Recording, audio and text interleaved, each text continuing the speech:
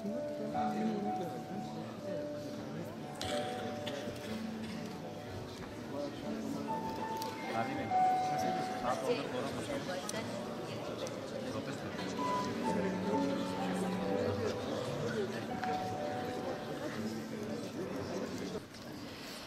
Rektörüm, Sayın GAP Bölge Kalkınma İdaresi Başkanım, değerli hocalarımız, saygıdeğer konuklarımız, kıymetli öğrencilerimiz. Gaziantep Üniversitesi ve GAP İdaresi Başkanlığı tarafından yürütülen GAP bölgesinde faaliyet gösteren yerel medya kuruluşlarının kurumsal kapasitesinin güçlendirilmesi, ihtiyaç analizi yapılması ve eylem planı hazırlanması isimli projemiz kapsamında düzenlenen Çalıştay ve açılış törenimize hoş geldiniz diyor, saygılar sunuyor. Medyada büyük ölçüde toplumsal bir organizasyon olarak bu güneş spektrumun içerisine yerleşiyor. Medyanın bu bağlamda toplumsal misyonu ise toplumları yönlendirmek, etkilemek ve biçimlendirmekten farklı olarak toplumların ne olmak isteyeceklerinin rasyonel kararlarını verebilecek mekanizmalara işlerlik kazandırmaktan veya bu mekanizmanın bir parçası olmaktan geçiyor. Bölgesel kalkınmanın önemli bir aktörü olan yerel medya kuruluşlarının güçlendirilmesi idari olarak üzerinde önemli durduğumuz bir husustur.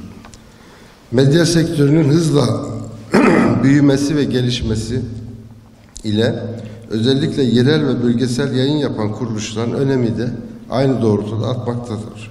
Yerel medyanın günümüzde yeterli desteği bulması, etkin bir konuma gelmesi ve profesyonelliğe geçişin sağlanması yayın yapan bu kuruluşların yanı sıra hedef kitle durumundaki bölge halkı için de büyük yarar sağlayacaktır.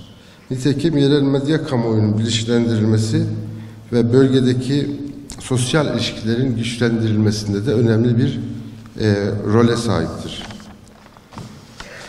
Güneydoğu Anadolu Projesi kapsamında yer alan 9 il, tarihi, ekonomik ve kültürel olarak önemli bir birikime sahip kadim şehirlerdir. Çalışmalar doğrultusunda yerel medyanın güçlü ve etkin bir şekilde bu çalışmalara katkı sağlaması da tüm bölgenin yararına olacaktır. Bu bilgiler ışığında Gaziantep Üniversitemiz ile imzaladığımız protokol kapsamında GAP bölgesinde faaliyet gösteren yerel medya kuruluşlarının kurumsal kapasitenin güçlendirilmesi projesini hayata geçirdik. 2 aşamadan oluşan projenin ilk aşamasında GAP illerinde yerel medya kuruluşlarının sorun ve ihtiyaçlarını tespit etmeye yönelik çalıştaylar, niceliksel araştırma ve nitel görüşmeler yapılmış. Üretilen medya içerikleri analiz edilmiştir. Söz konusu araştırma kapsamında hukuki, ekonomik, mesleki ve toplumsal ve kültürel bir takım sonuç ve önerilere ulaşılmıştır. Biz daha çok GAP idaresi olarak ulusal medya ile hep çalıştık. Tabii GAP projesinin tanıtımı hem ulusal hem de uluslararası tanıtımı için ulusal medyayla daimi projeler, programlar geliştirdik. Böyle bir şeyler yaptık ama biraz yerel medyayı açıkçası biraz yerel medyayla ilgili bu tutumumuzu geciktirdiğimizi düşünüyorum açıkçası. Çünkü yaptığımız bir çalışma sonucunda gördüğümüz şu ki GAP projesi bölgede de çok tanınmıyor. Yani GAP'ın ne kadar özel bir proje olduğu, ne kadar özel düşünüldüğü, zamanına göre nasıl vizyoner olduğu, 1980'lerde sürdürülebilirlik, katılımcılık gibi çok özel prensiplere sahip olduğunu bir türlü bölgeye anlatamadık. GAP projesiyle ilgili. Tabii bunu sadece anlamda söylemiyorum. Yani biz yerel medyaya ulaşıyoruz çünkü GAP projesi tanıtmak istiyoruz değil. Ama yerel medyanın gerçekten önemli olduğunu, bölgenin sadece bizim açımızdan değil, her açıdan tanıtılması, bölgenin imajının iyileştirilmesi. Çünkü çok ciddi bir sıkıntımız da bu bölgenin imajının bir türlü iyileştirilememesi. Yani bizim sıkıntılarımız İstanbul kadar, Ankara kadar yokken ondan daha fazla görünüyor.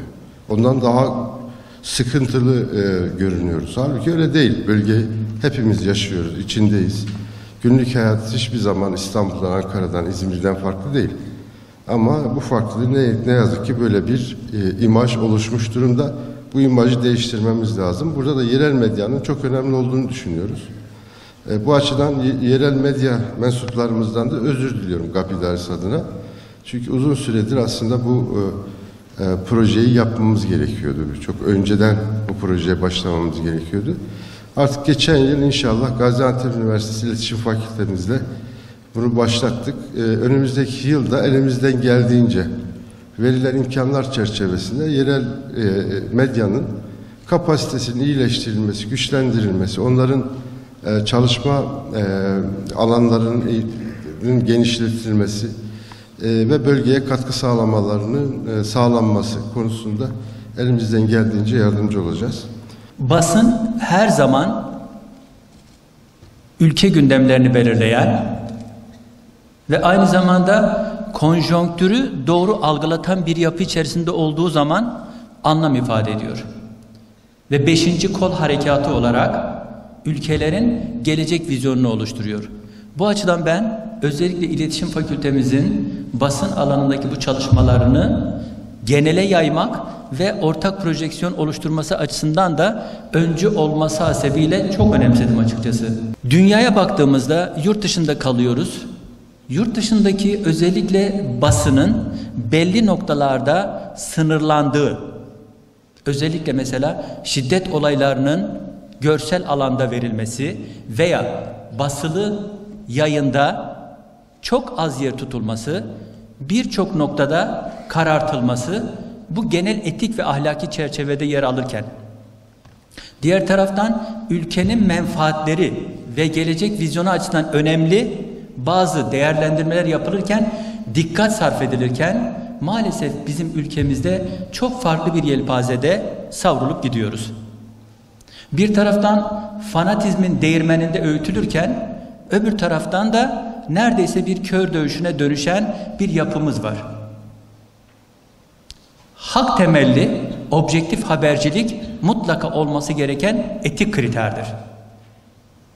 Ama eğer biz yerel basını ve genelde de ulusal basını doğru yere konumlandıramazsak onların yapacakları işleri de tam anlamıyla kavramamış oluruz ve onların yaptıkları işlerin de sonuçları maalesef bizim ülke menfaatleri doğrultusunda gelişmemiş olabilir. Hele bir de önümüzde hiçbirimizin zaman içerisinde bu kadar gelişip gündem belirleyeceğini tahmin edemediğimiz sosyal medyamız var. Klavyeyi eline geçirenler 140 karakterle infaz yapıyorlar, dünyayı kurtarıyorlar veyahut da kendi algılarıyla dünyanın kurtulduğunu zannediyorlar.